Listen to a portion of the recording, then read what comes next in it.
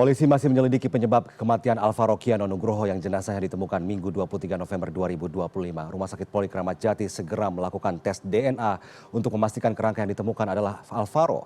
Hilang sejak 6 Maret 2025, keluarga harus menelan duka Alvaro ditemukan tak bernyawa. Kasus kematian Alvaro menjadi teka-teki, lalu bagaimana kasus ini akan berjalan? Kita bahas bersama kriminolog Universitas Budi Luhur, Luki Nurhadianto. Selamat malam Mas Luki. Malam, Mas Victor. Mas Luki, kami sudah mengundang pihak kepolisian untuk hadir dalam dialog kita malam ini ya, namun berhalangan hadir begitu. Mas Luki, Alvaro ini sempat hilang selama 8 bulan, kemudian ditemukan dalam kondisi meninggal dunia. Anda melihat adakah unsur tindakan kriminal atau pembunuhan dalam kasus ini, Mas Luki?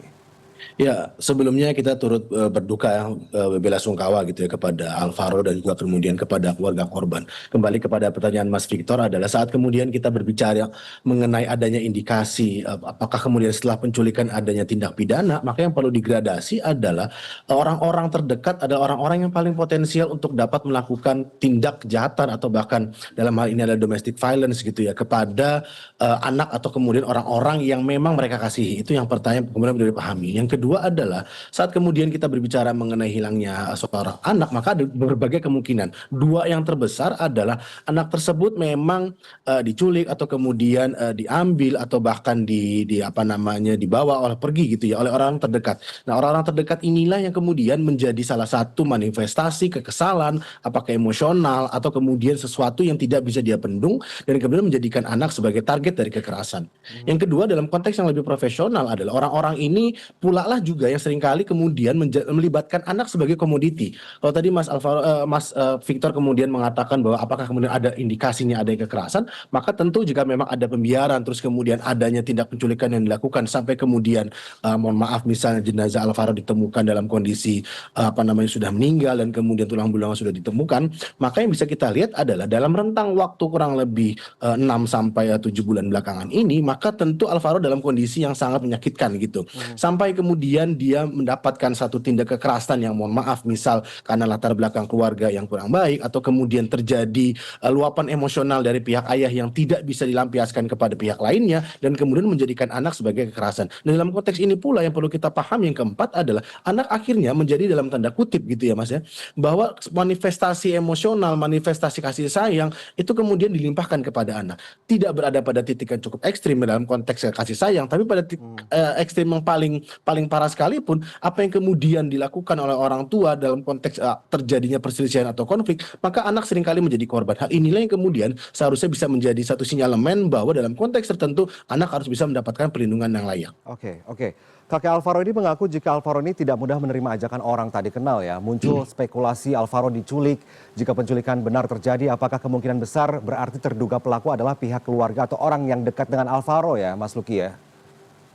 Ya, dalam konteks penculikan yang dilakukan terhadap Alvaro, maka yang perlu kita lihat adalah saat kemudian ada statement dari pihak keluarga bahwa dia agak sulit untuk berkenalan dengan orang dekat atau kemudian dibujuk rayu, maka kesimpulan yang paling utama di awal adalah tentu Alvaro diajak pergi atau kemudian diajak dalam tanda kutip gitu bahasanya diculik oleh orang-orang terdekat. Maka tidak ada satu perlawanan atau kemudian orang yang kemudian menanyakan kepada saksi mata yang berada di sekitar pun juga sudah mengenal nama korban dan kemudian sudah memetakan berbagai aktivitas, maka tentu kita bisa klarifikasi bahwa apa yang dilakukan di awal itu memang seringkali dilakukan oleh orang dekat. Yang kedua, jika memang ini dilakukan oleh profesional, maka seringkali mereka akan melakukan duplikasi identitas. Saat kemudian status si anak atau kemudian korban ini berada pada titik-titik yang cukup berpindah cukup sering gitu ya. Misalkan jika dia diculik di salah satu tempat A, kemudian berpindah ke B, ke C dan kemudian ke D, maka seringkali mereka akan berupaya untuk melakukan satu bentuk legitimasi identitas baru agar asal-usul si anak kemudian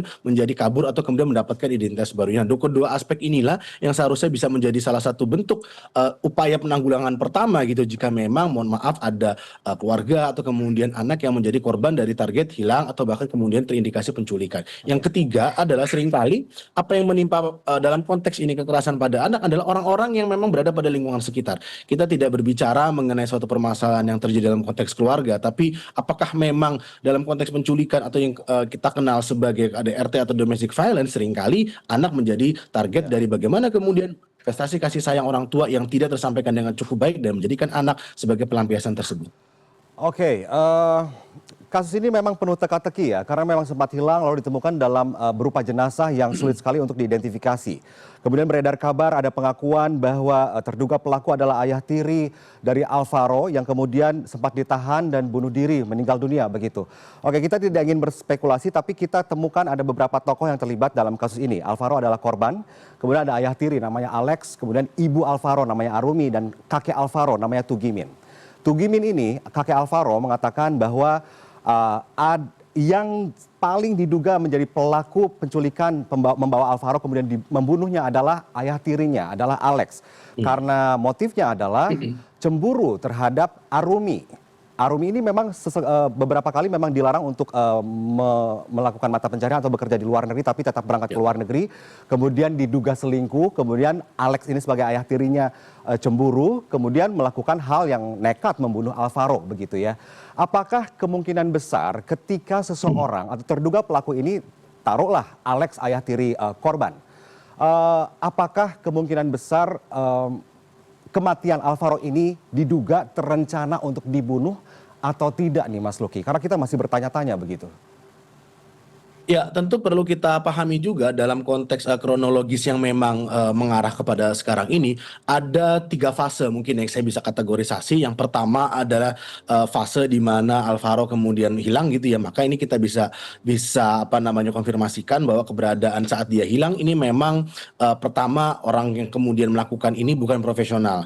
Karena tentu saat kemudian kita berbicara mengenai profesional, tadi juga sudah kita diskusikan gitu ya Mas Victor ya, adanya orang-orang yang kemudian melakukan perlawanan atau kemudian pihak-pihak yang secara kalkulasi melakukan pengawasan terhadap gerak-gerik dari Alvaro sebagai target dari kekerasan. Maka kita bisa simpulkan yang pertama ini tentu dilakukan oleh orang-orang yang memang sudah cukup mengenal Alvaro, sudah cukup mengenal wilayah sehingga dia tahu bagaimana kemudian escaping dan kemudian dilakukan di waktu-waktu yang memang Alvaro minim pengawasan, atau dalam konteks ini adalah dia mengetahui pola-pola aktivitas dari Alvaro. Yang kedua adalah saat kemudian pasca penculikan, maka ini yang kemudian menjadi krusial. Krusial kenapa? Karena seringkali permasalahan yang berkaitan dengan emosi di antara anggota keluarga itu terluapkan gitu atau termanifestasikan dalam berbagai bentuk. Bisa dalam konteks ini adalah kekerasan, bisa dalam konteks ini adalah intimidasi, atau dalam konteks yang lebih luas lagi terjadinya kekerasan yang mengarah kepada pembunuhan. Maka bisa kita tadi disampaikan Mas Victor, apakah memang sudah berencana?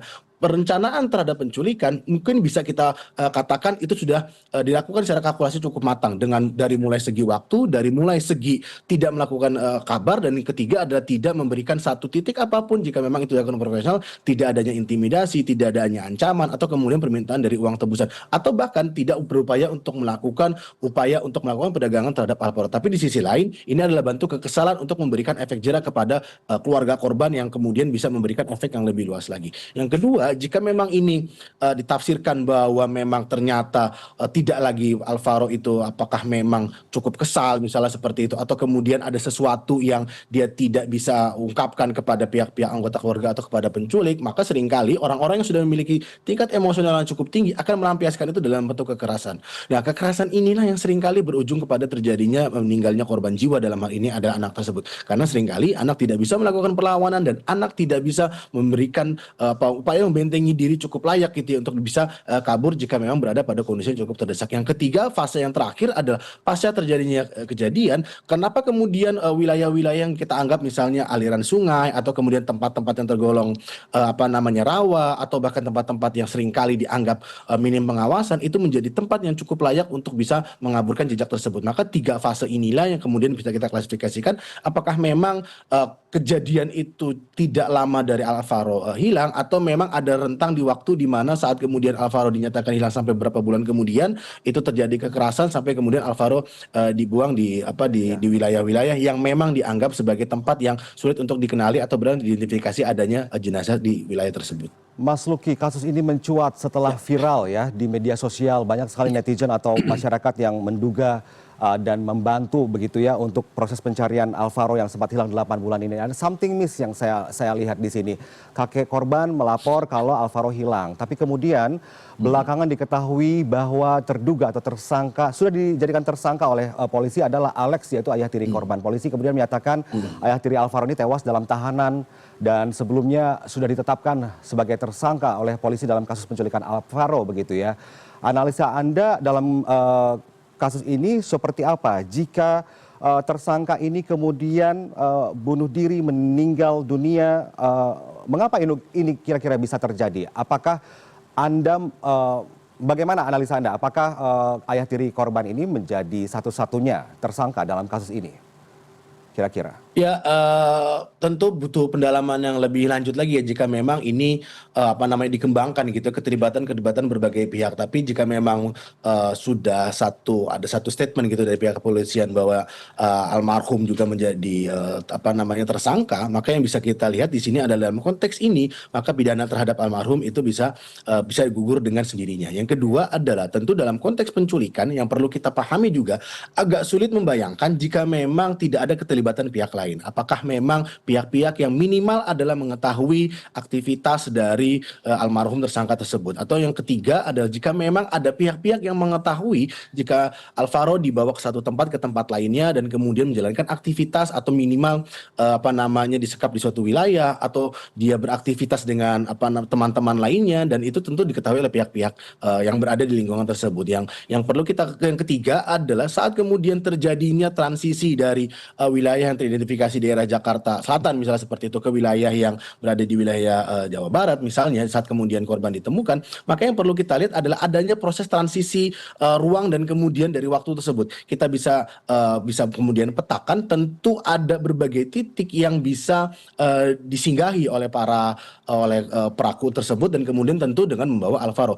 Agak janggal jika memang kemudian Alvaro mohon maaf misalnya dibunuh atau kemudian dikerasi di waktu di mana Alvaro dikaburkan dari lingkungan dari dia tempat tinggalnya. Maka identifikasi yang kemudian bisa dikembangkan adalah kekerasan yang dialami oleh Alvaro itu berada di titik di mana almarhum pelaku tersebut melakukan penculikan dan kemudian menjadikan Alvaro sebagai, mohon maaf misalnya dalam tanda kutip, sandera terhadap apa yang sudah dilakukan atau kekesalan dilakukan oleh pihak anggota keluarganya terhadap dirinya. Yang keempat yang bisa kita lihat berikutnya adalah aktivitas yang dilakukan oleh almarhum tersangka ini mengidentifikasi bahwa telah terjadi satu hal yang kemudian diabaikan di sana. Bagaimana tumbuh kembang anak dan kemudian dia menjadikan itu sebagai bentuk manifestasi kekesalan secara emosional agar kemudian dari pihak keluarga memberikan satu tanggapan, dari pihak keluarga memberikan satu tendensi bahwa keberadaan Alvaro itu dipentingkan dan berharap agar Alvaro dikembalikan dari awalnya. Tapi ternyata di akhir bagaimana pelampiasan dilakukan secara emosional tersebut menandakan tidak terjadi komunikasi yang cukup baik di antara anggota keluarga dan menjadikan Alvaro sebagai target dari kekerasan tersebut. Oke, kalau tersangka memang benar-benar tersangka kemudian bunuh diri dan meninggal dunia, maka kasus akan gugur begitu ya. Tapi kita akan lihat kasusnya seperti apa. Semoga nanti hasil pemeriksaan juga membuka terang benderang ya. Memang Alvaro memang dibunuh oleh ayah tiri atau bukan, atau seperti apa. Terima kasih Mas Luki telah bergabung bersama kami di CNN Indonesia Prime News. Sehat selalu Mas Luki. Sama-sama Mas Victor, selamat malam.